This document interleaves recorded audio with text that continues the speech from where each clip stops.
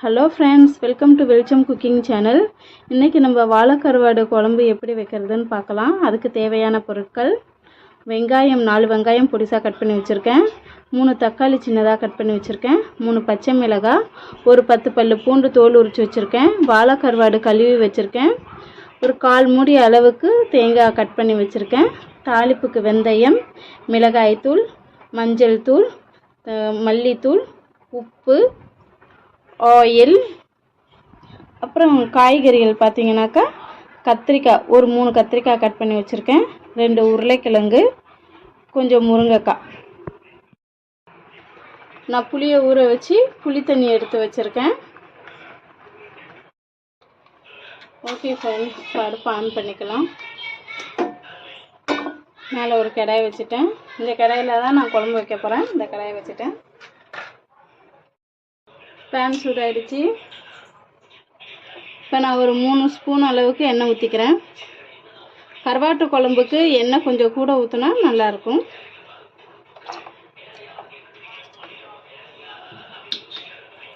எண்ணெய் சூடாகிடுச்சு. வெந்தயம் போட்டுக்கிறேன்.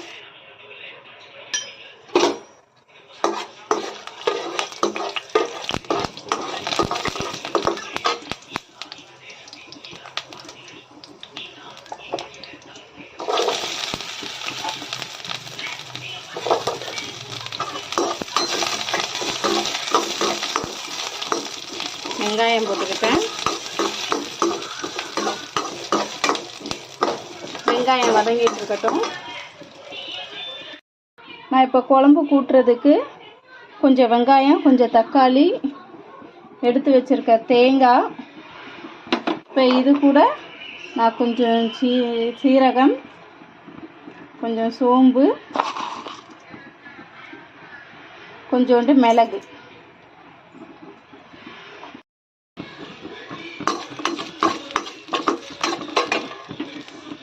வெங்காயம் நல்லா வதங்கிடுச்சு. இப்போ தக்காளி எடுத்து வச்சுருக்க தக்காளியை போட்டு வதக்கிக்கலாம்.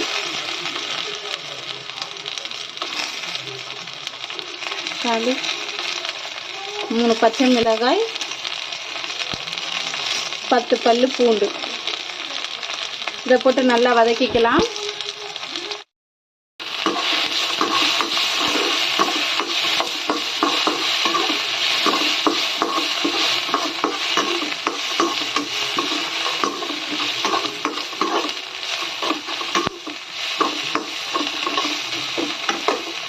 நல்லா வதங்கிட்டுருக்கு.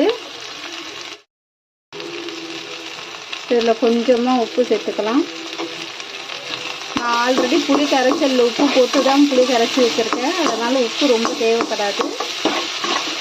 இந்த வெங்காயம் தக்காளி வதங்கிறதுக்காக நான் உப்பு போட்டிருக்கேன்.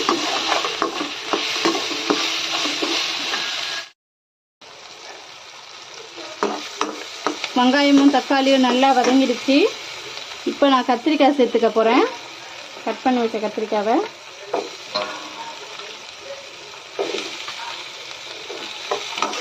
கத்திரிக்காய் வதங்க கொஞ்சம் டைம் எடுக்கும். இதை நல்லா எண்ணெயிலே வதக்கி விட்டோன்னா டேஸ்ட் அட்டகாசமாக இருக்கும். கத்திரிக்காய் நல்லா வதங்கிட்டு கத்திரிக்காய் நல்லா வதங்கிடுச்சு. இப்போ முருங்கைக்காயை சேர்த்துக்கலாம்.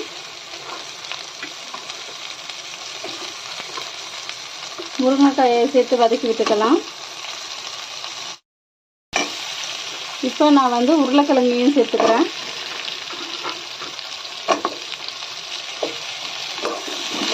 உருளைக்கிழங்கையும் சேர்த்து வதக்கிக்கலாம். நல்லா வதங்கிடுச்சு. இப்போ இது கூட மஞ்சத்தூளையும் மிளகாத்தூளையும் போட்டுக்கிறேன்.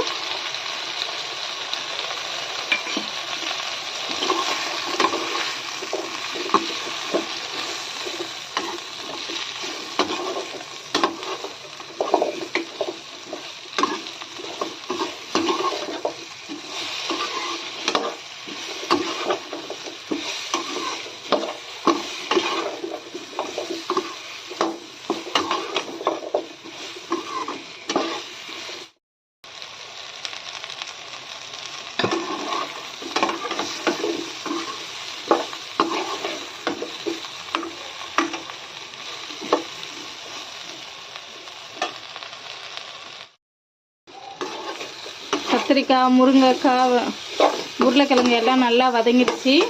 இப்போ இது கூட நான் எடுத்து வச்சுருக்க கருவாடையும் போட்டுக்க போகிறேன்.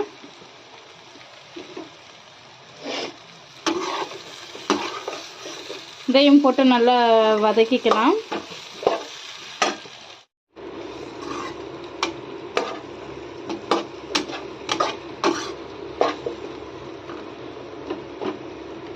வதங்கட்டும். அதுக்குள்ளே குழம்பு கரைச்சிக்கலாம். ஆல்ரெடி நான் புளி தண்ணியை கரைச்சி வச்சுருக்கேன். இது கூட நம்ம மல்லித்தூள் சேர்த்துக்கலாம். இப்போ தேங்காய், கொஞ்சம் வெங்காயம், கொஞ்சம் தக்காளி போட்டு அரைச்சி வச்ச பேஸ்ட்டை ஊற்றிக்கலாம்.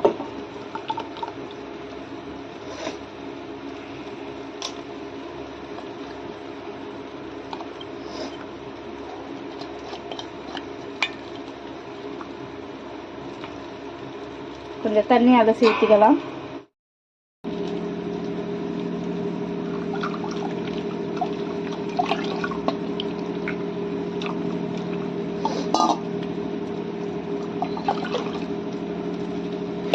அலசி ஊற்றிக்கிட்டேன்.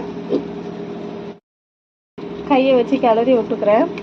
ஏன்னா ஆல்ரெடி நம்ம வதக்கும் போதே மிளகாய் தூள், மஞ்சள் தூள்லாம் போட்டுட்டோம். நம்ம வெறும் புளி தண்ணியை மட்டும் இப்போ இந்த கையில் ஊற்ற போகிறோம்.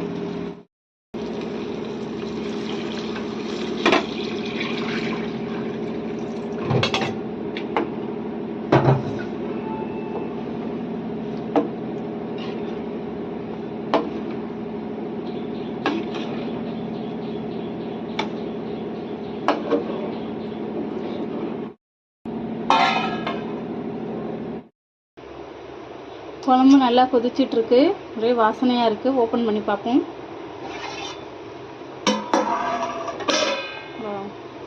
குழம்பு நல்லா கொதிச்சிட்ருக்கு. ஒரு கிண்டி கிண்டிக்கலாம். நல்லா குழம்பு கொதிச்சிச்சு. இப்போ ஓப்பன் பண்ணி பார்ப்போம்.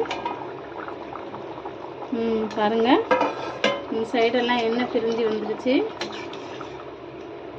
எல்லாமே நல்லா வெந்துருச்சு. காயெல்லாம் குழம்பு ரெடி ஆயிடுச்சு. இப்போ நம்ம கருவேப்பிலை, கொத்தமல்லி போட்டுக்கலாம். கருவேப்பிலை, கொத்தமல்லி போட்டுக்கலாம்.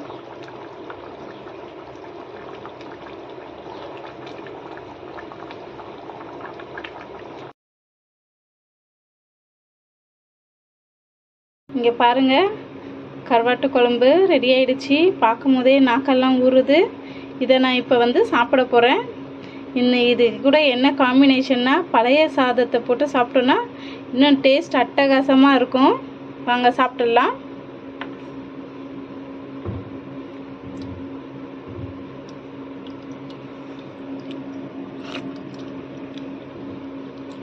செம்மையாக இருக்குது ஃப்ரெண்ட்ஸ். இதோட கொஞ்சம் வெங்காயத்தை கடிச்சிக்கிறேன். செம்மையாக இருக்கு ஃப்ரெண்ட்ஸ். இங்கே பாருங்கள், கருவாடு பார்க்கும் போதே அவ்வளோ டேஸ்ட்டாக இருக்குது. செம்மையாக இருக்குது ஃப்ரெண்ட்ஸ். நீங்களும் ட்ரை பண்ணி பாருங்கள். இந்த வீடியோ உங்களுக்கு பிடிச்சிருந்தா லைக் பண்ணுங்கள், கமெண்ட் பண்ணுங்கள். மறக்காமல் நம்ம சேனலை சப்ஸ்கிரைப் பண்ணி வச்சுக்கோங்க ஃப்ரெண்ட்ஸ். பாய். அடுத்த வீடியோவில் பார்க்கலாம்.